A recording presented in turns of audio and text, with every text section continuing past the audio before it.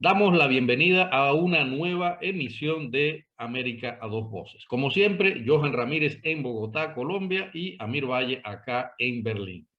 Johan, hoy es tu tema. Quiero hablar de tu tema preferido, tu país. O sea, estamos hablando de cubano a venezolano y es algo que nos concierne mucho. Pero de pronto, después de dar manotazos encima de la mesa y decir que le va a dar un apoyo absoluto a Rusia y intenta justificar la invasión, de pronto Maduro empieza a dar pequeños pasitos hacia atrás, recibe delegaciones de los demócratas en el gobierno norteamericano y todo parece indicar que va a haber, como decimos en el Caribe, una comidilla entre estos dos poderes.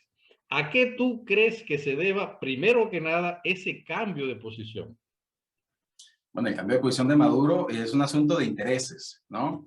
Yo creo que en el comunismo y cuando se trata de los países de la región, creo que esas alianzas van más allá de una solidaridad ideológica o de que están alineados, ¿no? Desde las convicciones, creo que aquí hay intereses. Y hasta ahora, pues Rusia había servido a los intereses de Venezuela y viceversa, y entonces en ese sentido pues eran grandes aliados y justamente era Rusia quien le permitía a Venezuela evadir algunas de las sanciones de Washington. Si ahora le cierran la puerta y también sancionan a Rusia, entonces pues Venezuela se queda un poco arrinconada. La primera reacción de Maduro es, por supuesto, proclamar el apoyo absoluto a Rusia. Bueno, ¿qué iba a hacer, no? Pero cuando se abre la posibilidad de una eventual negociación, por supuesto baja el tono, porque lo que le interesa es sobrevivir. Estos regímenes dictatoriales, tú los conoces mejor que yo, Amir. Lo que le interesa es servir y hacen cualquier cosa, porque bueno, en el fondo pueden ser bastante miserables. Bueno, es decir, cuando ya violan los derechos humanos de su propia población, ya Sí. llegan a unos niveles de miseria bastante grandes. Entonces, creo que lo que les interesa es sobrevivir y esta coyuntura se abre como una posibilidad que le permitiría tomar un nuevo aire, económicamente comenzar a reactivarse, tener más dinero para calmar algún descontento puertas adentro y ocupar un lugar en la escena internacional, ¿no? Convertirse en un jugador más fuerte, sólido en la escena internacional que le permita, bueno, tener voz y tener voto, tener una cierta reputación, volver a ser reconocido como una figura política, ¿no? Y legitimado, ¿no? Porque entonces ya se convierte en Ahí, un ahí está, interlocutor. ahí está la pregunta, la otra pregunta que te iba a hacer. O sea, Estados Unidos ha desconocido a Maduro y ha reconocido a Guaidó. ¿Cómo queda eso ahora?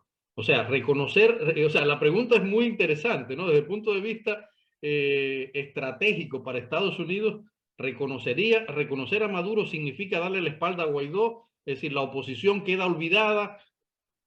Claro, se asoma allí una coyuntura, una disyuntiva muy difícil para Washington. Washington negó que haya negociaciones con Caracas, esto hay que decirlo, que hay un interés de buscar alianzas para suplir el petróleo ruso que ahora estaría faltando.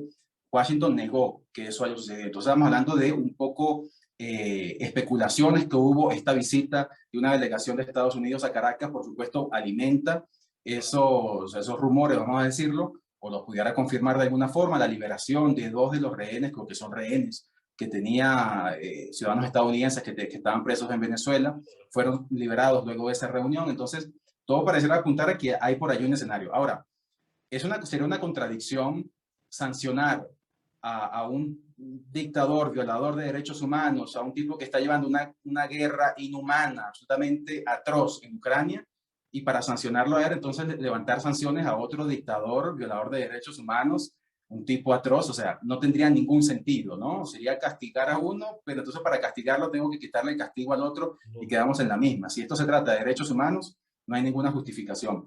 Por otro lado, es interesante, Amir, pensar que si esto en realidad se concreta, no es una solución. Venezuela no tiene la capacidad ni remotamente de llenar el vacío en el mercado internacional que deja la producción petrolera de Rusia. Entonces, no tenemos que ser muy ingenuos pensando que esto sí es un hecho, que Estados Unidos está negociando y que Venezuela se va a convertir en ese actor que va a reemplazar a Rusia. No, está muy lejos de eso. Entonces, habría que ver un poco más qué otras estrategias hay por allí, Amir. Yo creo que Pero por una... ejemplo, te hago una pregunta que me parece interesante.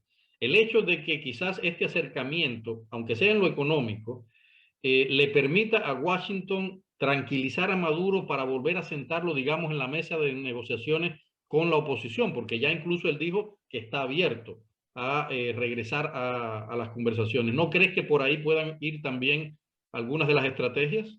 Yo sí creo que más bien va por ese lado. No por el tema económico, porque lo que te decía, ni remotamente Venezuela podría llegar a llenar el vacío a Rusia. Sí creo que si hay un intento de acercamiento entre la Casa Blanca y Caracas, el propósito es tratar de que Venezuela no se alinee con Rusia, y en el caso de que la guerra llegue a niveles europeos y esto escale, que Venezuela no sea un aliado estratégico geopolítico para Rusia, donde puedan llegar tropas, aviones o barcos. Y eso pudiera desestabilizar la región, y estamos apenas un par de kilómetros de Estados Unidos, ¿no? Entonces creo que va más hacia allá, a buscar la forma de que Venezuela no sea un satélite, que no sea una potencial base militar, y entonces la forma de hacerlo es, bueno, aligeremos un poco sanciones, tal vez démosle un aire, y de esa forma Venezuela podría sentir que, bueno, que ese aislamiento que se le hace a Rusia beneficia al régimen, y si lo beneficia va a sobrevivir, que es lo que ellos quieren. Es lo que ellos quieren. Aquí estamos viendo, Johan, la famosa Realpolitik de la que hablan tanto los alemanes, ¿no? Es decir, aquella política real que es la que se aplica en los hechos, que puede cambiar más allá de las ideologías, de acuerdo a otro grupo de conveniencia. Muchas gracias por tu participación en esta y sobre todo por esclarecernos desde el venezolano que eres, estas cuestiones que son realmente siempre muy polémicas, muy controversiales. Muchas gracias y nos vemos en un próximo programa. Saludos, amigos. Si te ha gustado este video, suscríbete al canal, comparte con tus amigos en las redes sociales y activa la campanita de las notificaciones para que te avisemos cuando publiquemos un nuevo video. Muchas gracias.